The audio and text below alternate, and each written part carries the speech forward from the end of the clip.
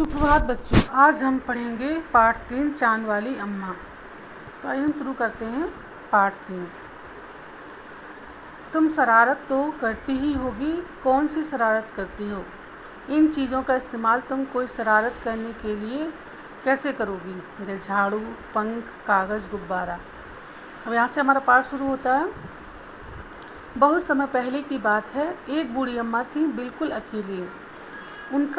उसका अपना कोई न था। घर का काम काज उसे खुद ही करना पड़ता। सुबह उठकर कुएं से पानी लाना, खाना बनाना। उसके साथ एक परेशानी थी, पर रोज़ सुबह उठकर जब झाड़ू लगाती तब तक तो सब ठीक रहता। जैसे ही वह आंगन में जाती और झाड़ू लगाने के लिए झुकती, तभी आसमान आकर उसकी कमर से टकराता। अम्मा उसे घूर कर देखती तो वह थोड़ा हट जाता। फिर वह जैसे ही दोबारा झुकती, आसमान फिर अपनी हरकत दोहराता। 1 दिन, 2 दिन, 3 दिन लगातार यही क्रम चलता रहा। अम्मा झाड़ू लगाए और आसमान उसे तंग करे। यानी कि जब वो अम्मा झाड़ू लगाती तो उनकी कमर में आसमान टकराता रहता था और उन्हें परेशान करता था। आगे है इसमें, एक दिन कुएं पर पानी भरने को लेकर अम्मा का किसी और से झगड़ा हो गया। अम्मा जरा गुस्से में थी। वह झाड़ू उठाकर आंगन में गई और जैसे ही झुकी,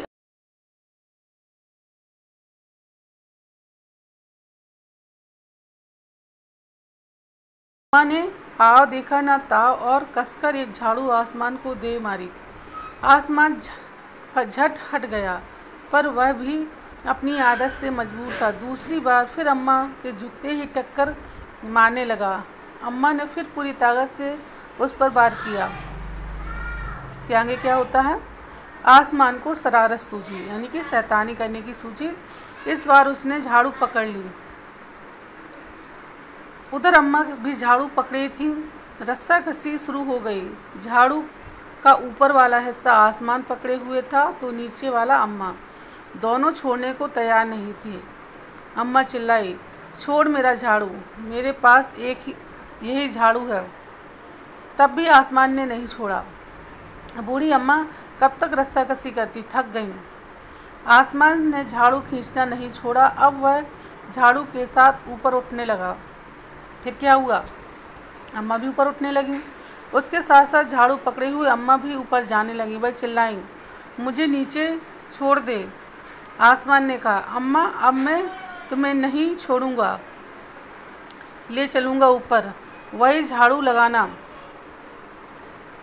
अम्मा अब झाड़ू नहीं छोड़ सकती थी क्योंकि वह बहुत ऊपर पहुंच चुकी थी। तभी उसे वहाँ चांद दिख गया। झट अम्मा ने पैर बढ़ाया और चांद पर चढ़ गई। कहाँ चढ़ गई? चांद पर चढ़ गई, पर झाड़ू नहीं छोड़ी। आसमान को फिर शरारत सूझी। उसने सोचा, अम्मा तो चांद पर चढ़ गई हैं, यदि चांद उसकी मदद करेगा तो मैं हार जाऊंगा, इसे यहीं रहने दूं। ऐसा सोचकर उसने झाड़ू छोड़ दिया। अम्मा झाड़ू सहित चांद पर